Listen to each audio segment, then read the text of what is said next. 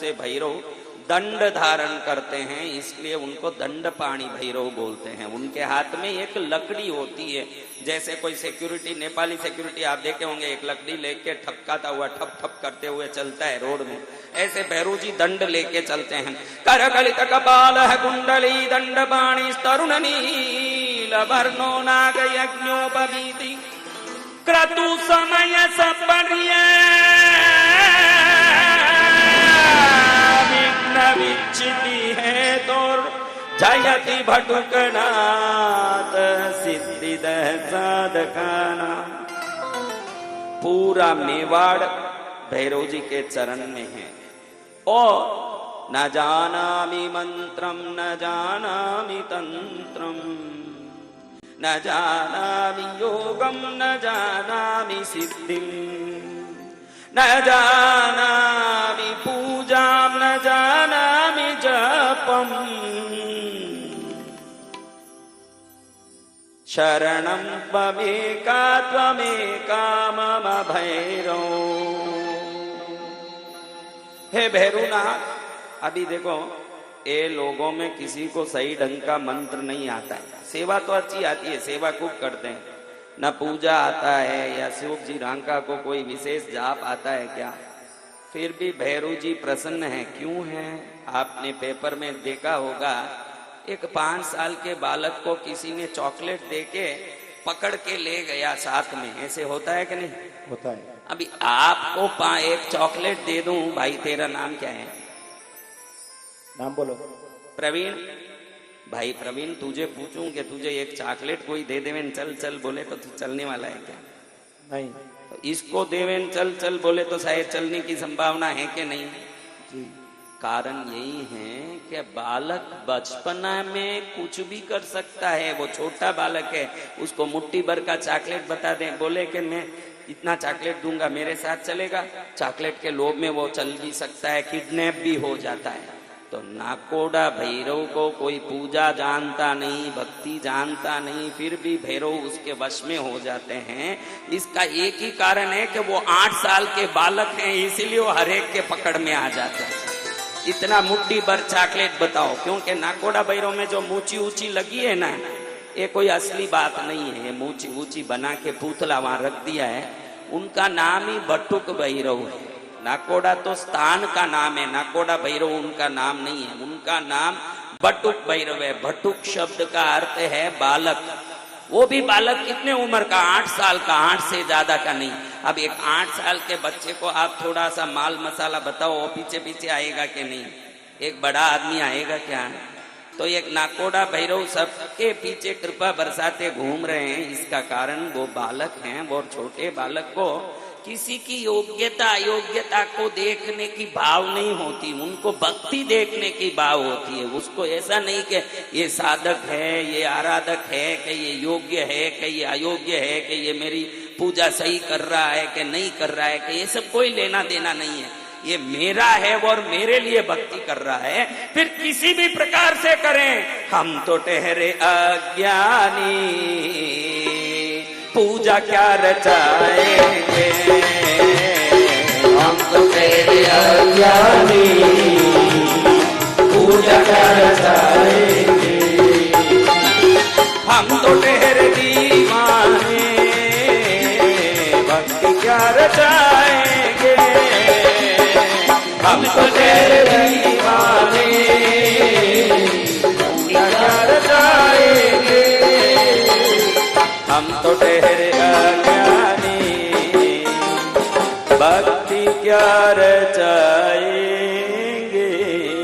फिर भी भैरव जी आ जाते हैं कि बेटा तेरा कल्याण करूंगा, चल मैं तेरा कल्याण करूंगा। इसका कारण है, देवियों में बाला त्रिपुर सुंदरी जो 8 साल की बालिका है, जिसको बाला कहते हैं। बाला जब बड़ी बनती है तो पंचदशी, षोडशी, महाषोडशी, पराषोडशी, महात्रिपुर सुंदरी बनती है।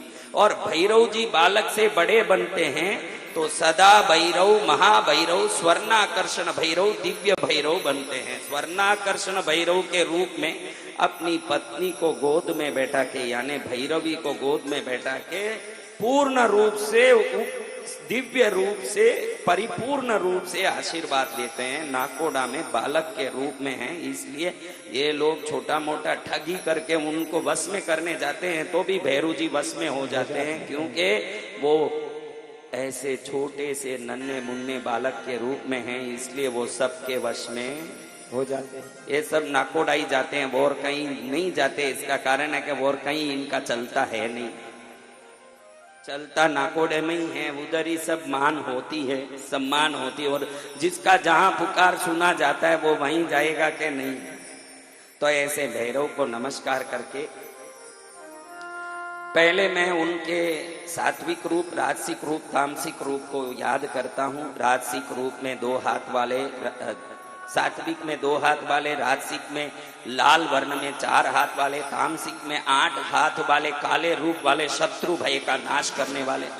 ये तीनों मंत्र को सुनने से, सात्विक रूप मंत्र सुनने से शांति, राजसिक रूप मंत्र सुनने से व्यापार वृद्धि, तामसिक रूप मंत्र सुनने से सभी प्रकार का भय नष्ट होता है। और कहते हैं कि इसको बराबर मध्य रात्रि में ही बोलना चाहिए। और आपका योग देखो, अभी बराबर मध्य रात्रि है, रविवार है, दशमी तिथि है, अश्विनी नक्षत्र है, ज्येष्ठ मास का कृष्ण पक्ष है, सर्वोत्तम शुभ योग, शुभ कर्ण वृद्धि नाम का कर्ण चल रहा है, शुभ योग चल रहा है। तो इस महायोग में ये मंत्र को सुन के फिर पीत वर्णम चतुर्बाहुम त्रिनेत्रम पीत वाचसम, जो भैरव महाराज अपनी पत्नी के साथ बैठे हों। अभी आप कहीं घूमने जाते हो, पूरी फैमिली साथ में हो तो खुशी होती है कि अकेले हो तो खुशी होती है? बोलो। फैमिली साथ। देखो नरेंद्र का अनुभव क्या बोलता है, पूरा फैमिली साथ हो तो खुशी ज्यादा। तो पूरी फैमिली भैरव जी की है।